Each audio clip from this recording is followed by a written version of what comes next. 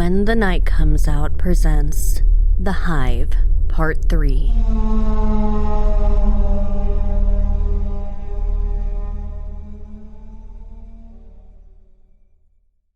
Five years later. Tristan Bell awoke and stretched. It was early, or so the clock told him, but it was almost time for his shift. He looked around his pristine cell and then stretched again before getting up and splashing water on his face, then running it through his hair. He stared at himself in the metal mirror bolted to the wall above the stone sink, which was carved right out of the wall itself. He was 35, but he looked at least 50 to his own eyes.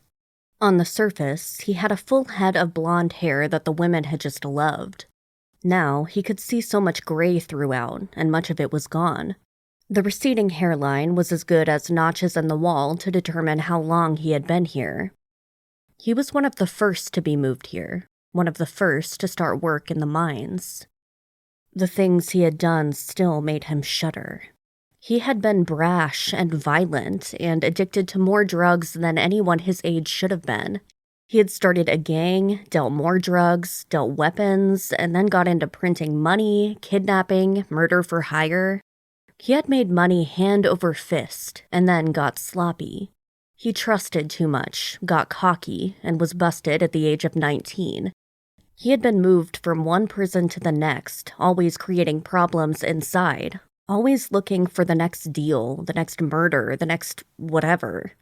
Then, at the age of 30, after helping orchestrate a prison riot in California, he was shipped here. Life for him had changed fast once he was underground. There was no way to organize things here. You were watched all the time. The guards were just a few hundred yards outside the wall. They were part of the community. In fact, a weird thing had happened inside the Hive. The prisoners and guards and the people who lived in Hive City had become a strange kind of community. Oh, sure, there were guys here who would have gladly gone on a killing spree in Hive City if they could, but many more of the prisoners had just adapted to their life here. There was structure, discipline, things that had always been missing elsewhere. They even got paid well here. The work down in the mines was dangerous, and they made a lot more than other prisoners in other parts of the world. And that could all be used in ways that earned them movie nights, decent food at meals, monitored computer access, mail from the outside, heavily edited, and candy. Candy was the money between prisoners here, since smoking was not allowed. Tristan had found that he rather enjoyed this life in a weird way. He had never thought working in a mine miles below the Earth's surface would be something that fulfilled him, but he had been a good worker and was now a trustee. He handled some of the drills, got to manage crews, and had men who worked under him. And the thing was, they really worked for him. They did not commit murder for him, or rape, or any of the myriad of crimes he had ordered and orchestrated on the surface. Still, the work was hard, and despite the vitamins that they got and the time spent beneath UV lights, the lack of sunlight took its toll. He ran his hand through his thinning hair again. Today, they were heading into a new part of the mine. Tristan was in charge of taking 10 men into a new vein, piling up the rocks to be crushed and broken down into whatever bits of value that the men who ran the machines found in the pebbles and gravel. He would be manning one of the jackhammers, all of them would be, digging through brand new rock and carving out a new tunnel. Tristan took off his clothes, used the sink to give himself a bit of a sponge bath, then got dressed in the gray uniforms they all wore when they headed to the mines. Then he waited. Half an hour later, the slot at the bottom of the door opened, and a tray slid in. It promptly slammed shut, and Tristan grabbed his breakfast. It was delicious. Again, one of the benefits of having a self-sustaining community was that you got fresh food down here, instead of the powdered and processed shit you got on the surface. Fresh eggs, scrambled, with real bacon and sausage. Today, they also had 2 biscuits and a small scoop of potatoes. It was topped off with the best coffee you could find in a prison. Tristan ate hungrily. He knew that he would need the energy for the day. The rest of his crew, all of them trustees, would be devouring their breakfast in their cells as well. Only people who wanted to get really hurt did not eat their breakfast. There had been a few attempts at hunger strikes here, but they did not last long. You couldn't call your lawyer and get him down here to protest when they stuck the needle in your arm to feed you that it was your right to starve yourself. When breakfast was done, Tristan rinsed off the tray in the sink and placed the tray near the door. 5 minutes later, the cell door became transparent. He waved at the guard standing there. He knew this man well. His name was Bill. Bill did not wave back, but his face creased in a slight smile. Then the door opened, and Tristan stepped out. "Arms out," the guard said. Tristan turned and held his arms out. Bill's hands wandered and felt and poked all of the places that Tristan might have used to hide a weapon. "Okay, how are you today, Tristan?" "Not bad, Bill. Had a good night's sleep, and it's a big day down in the tunnels," Tristan replied. "I heard. New tunnel. The last one you managed turned quite a profit, so we're all just a little bit intrigued to see what you find." "I have the nose, apparently." It was funny to hear guards actually showing a vested interest in what the prisoners were doing as their job. Most other prisons made license plates and other things, and the guards could care less. Down here, of course, it was different. Down here, the mines supplied profits to the prison, and if the prisoners and miners did well, they all made more money. There was always talk between the guards and the trustees about how the mine was doing and how things were going. "Okay, let's head on down," Bill said. Tristan started his morning walk. Soon he was joined by others as they emerged from their cells. Guards joined the column as they went down the spiraling hallway. On their left, the night shift was returning, also under heavy guard. No one spoke. There would be time for exchanging messages and words later. The columns of workers made their way down, down, down, past the cells, and then hooked a right and went down a long corridor. The corridor had rock walls, ceiling, and floor worn smooth. Water trickled down the stone in a few places, but lights hung from the ceilings and made the way bright. They emerged minutes later inside a larger, hollowed-out room filled with lockers, benches, and clothing. Tristan and the rest immediately went to lockers with their names on them. Tristan pressed his thumb into the lock and the door snapped open. He removed his gray uniform and put on the pressurized suit that reminded him of a spacesuit. He slid on the pants, the boots, the blouse, and sleeves. Then he removed the plastic helmet and affixed that. He twisted the helmet into place and did a quick check to make sure it was all secure. They had all gotten used to the pressure difference being this far underground. However, they were going even further below ground in the mines. Plus, there were gases, dust, and other particles down there that were not good to inhale. At times, the air was filled with tiny bits of rock and some that resembled glass. A person could tear up their lungs, their esophagus, the lining of the nose. The suits helped them keep working, stay pressurized to the pressure in the hive, and keep them from dying young from lung diseases. Tristan turned a valve and oxygen flowed. They did not carry a separate oxygen tank. Instead, the entire suit was lined with heavy-duty filters that removed the harmful elements from the air while also maintaining the pressure. Tristan had no idea how it all worked, but he knew he could breathe even when the air turned foul. In the time that the mine had been active, there had only been 3 accidents. Only one of those had turned out to be fatal. None of the men suffered from mine-related health problems. Although the job was still dangerous, steps had been taken to make it as safe as possible. Tristan helped some of the rest of his crew get their suits on. Then he gathered up the rest of the trustees that were about to head into the new section of the mine. When all 9 were there, he switched on his microphone. "Okay, everyone here knows the drill," he said, ignoring the pun. "If anything goes wrong, just head back here. If you smell anything weird, see anything odd, or something doesn't look right, don't hesitate. Just send out an alert. Everyone set?" They had all heard these speeches before, so they all nodded. The 9 of them turned and headed for the cars that would take them into the mine. Once they arrived there, the civilian mine workers were waiting, wearing similar suits. The civilians still really controlled most of the mines. Most of the prisoners were guys who had spent their lives committing crimes, while the civilian miners had spent their lives mining.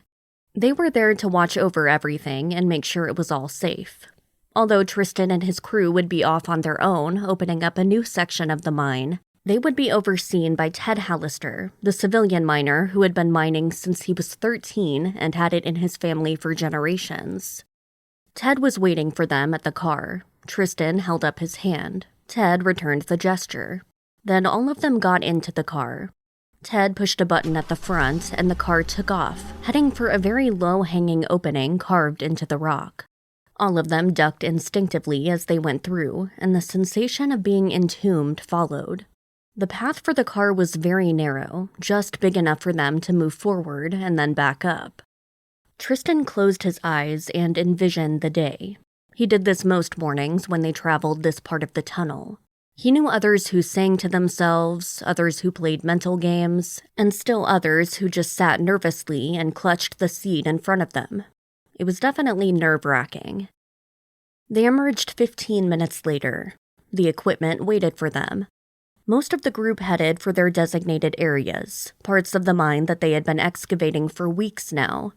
Some of them headed for conveyor belts and other machines that broke down the rock, separated the good from the bad, and sent the good down further to be processed.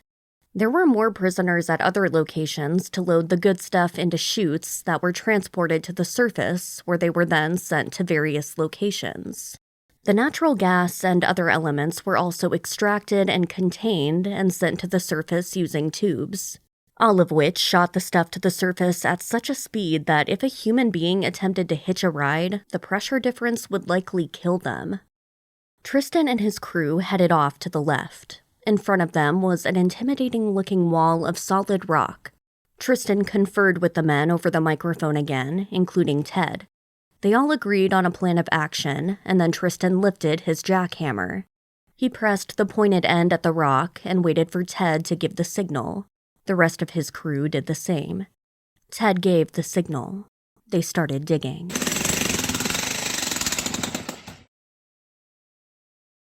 Mike Hettinger lay down in his bed and pulled the covers up. There had been a problem at the administrative building with the internal computer system keeping track of the prisoners' hours and pay.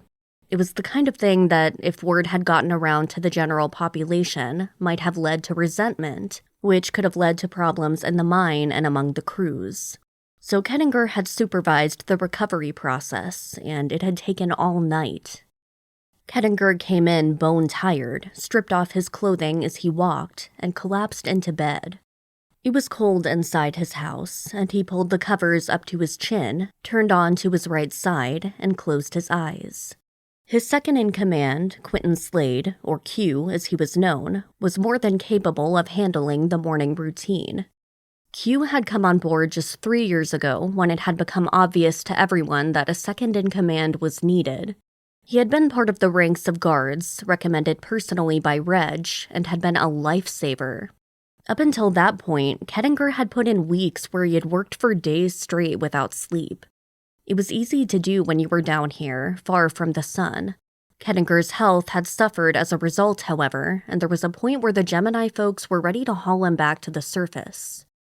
5 years since the day Dalton King arrived. Hettinger smiled to himself just thinking about that. That day seemed so clear, yet like 1,000 years ago at the same time. So much had happened to the Hive City, and the people inside the prison in that time. What had not happened, however, was that Dalton King had gained new converts or caused any more problems. In fact, King had almost become a kind of friend to Hettinger. It had taken 2 years, but Hettinger had finally struck up a conversation with the most feared man in the world one afternoon. Soon they were playing chess matches in front of King's cell door. Now it was almost a daily occurrence. King had surprisingly settled into his life. He was never going to spend much time out of that cell and would never work in the mines, but he also seemed sort of relieved. Hettinger had tried to get him to talk about his life once before he had arrived at the Hive. King had simply smiled, moved his chess piece, and sighed. "Trying to change the world can be exhausting, Michael," he said in his British accent. "Completely exhausting." King was almost a monk. He had been allowed books and spent most of his time reading. Just a year ago, Hive City had created its first community radio station, pumped into the homes via a direct link rather than over-the-air transmission, and King now loved listening to the classical music program in the evenings. Hive City had grown, and more than ever, was a world entirely unto itself. A very strange world, and so artificial in some important ways, but still livable. Few of the men actually went back to the surface. Those who had left had been the ones never truly suited to this life, and once they had been weeded out, the ones that took to this rather strange way of living had stayed behind and turned Hive City and the Hive into a thriving place. They had had no riots in the 5 years they had been open. There had been only one prisoner-on-prisoner murder the entire time. There was little drug problem or alcohol problem. In fact, because the Hive was so self-sustained, most of the prisoners enjoyed partaking in the fruits and vegetables grown down here. They all earned money with the work that they did, and so many of the hardened criminals had become proud of the work they did. Kettinger was proud too. The world knew about the Hive, but the world rarely tried to intrude upon the lives lived down here. Above them, nations went to war, people died, natural disasters happened, but down here, they were safe from all of that. Of course, you had to adapt being this far away from the sun. The entire population was pale, and their senses had adapted to the lower light levels. It was even more evident in the children that had been born down here and were seemingly evolving right before their eyes.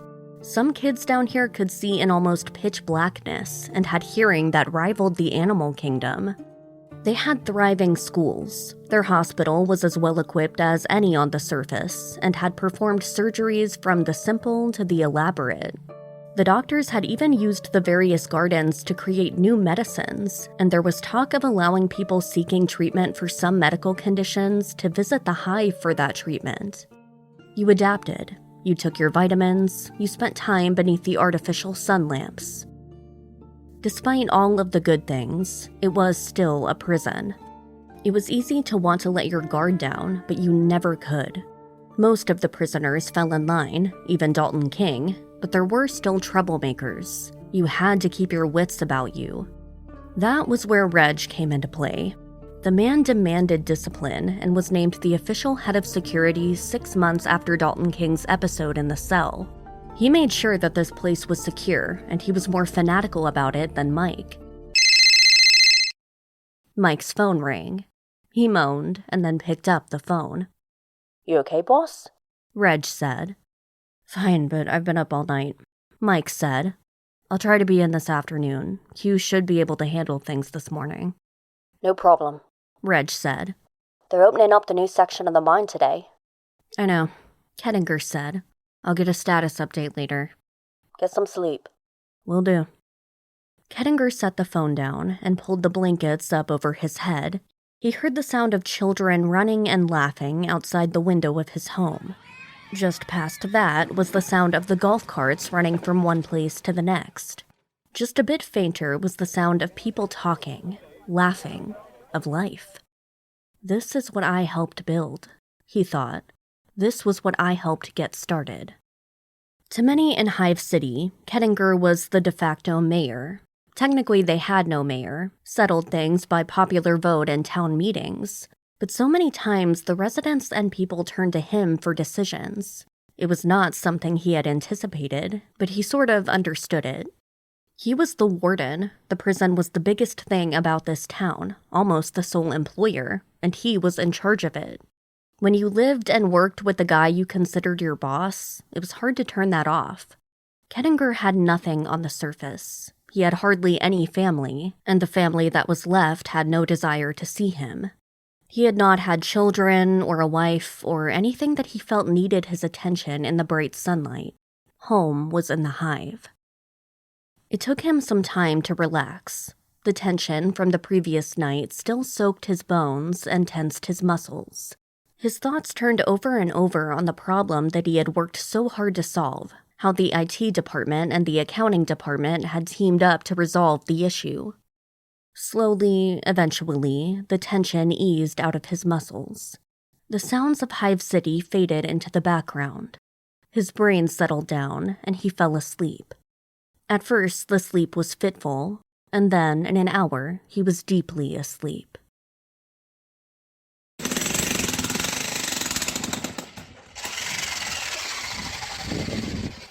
Tristan wiped the dust away from the visor of his helmet.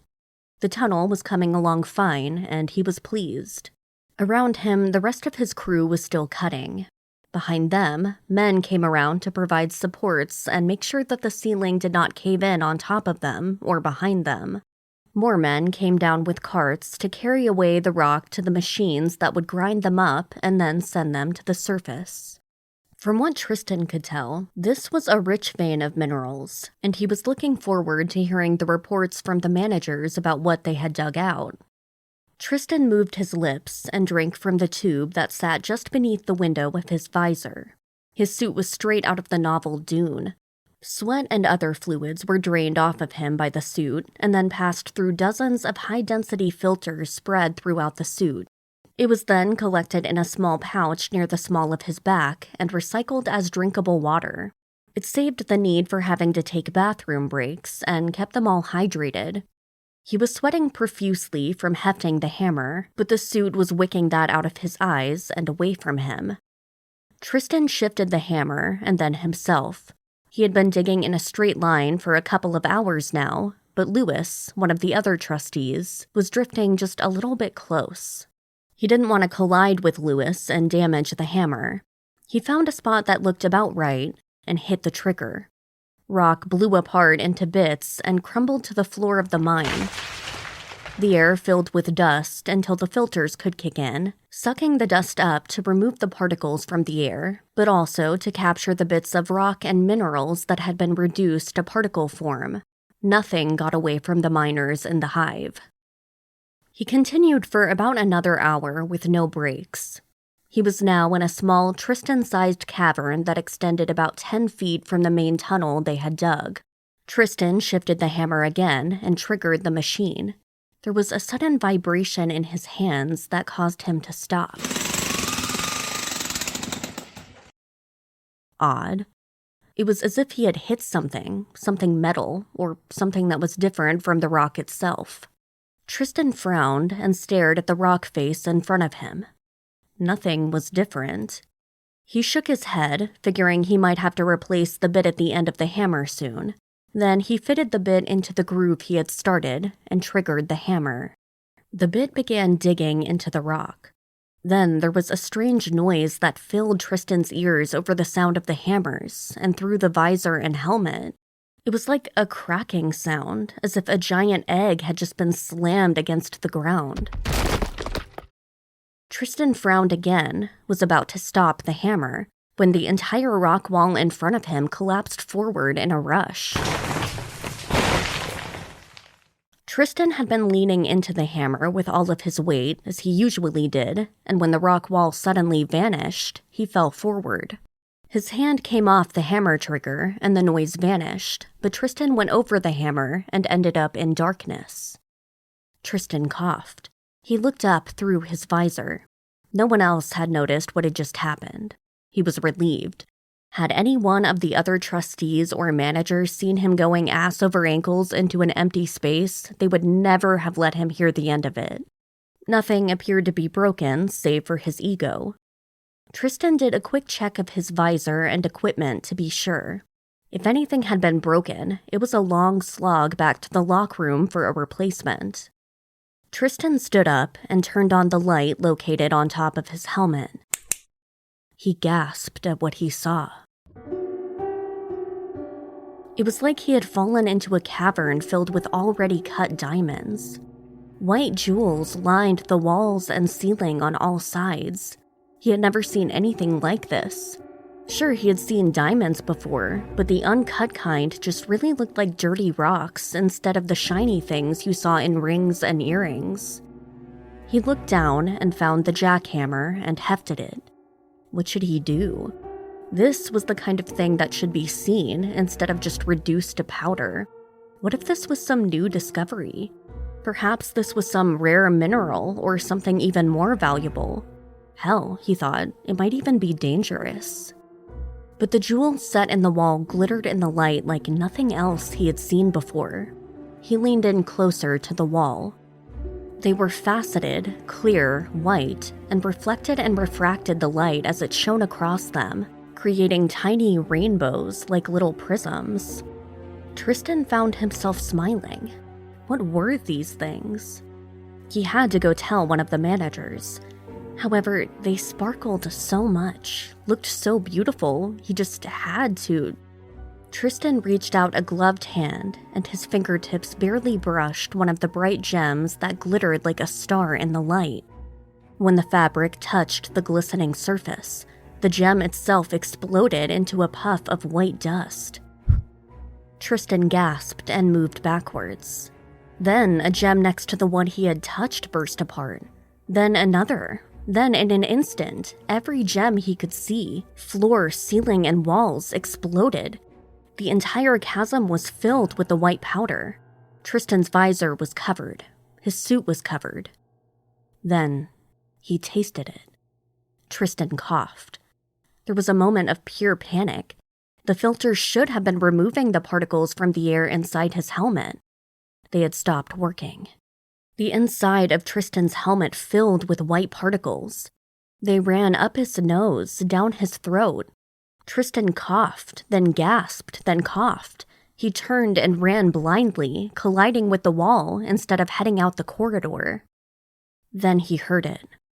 More and more of those tiny explosions. There must have been millions, perhaps billions of the tiny gems lining the rest of the empty chamber. All of them were exploding. Tristan turned and saw a wall of white particles rushing up out of the darkness, heading right for him. Tristan tried to scream, but could only cough. He was choking, couldn't catch a breath. Tristan turned and ran for the opening. Just as he was about to reach the doorway, towards the artificial lights and the rest of his crew, he tripped over the hose that fed power to his jackhammer. He fell forward. The hose detached. There was a spark. The world exploded.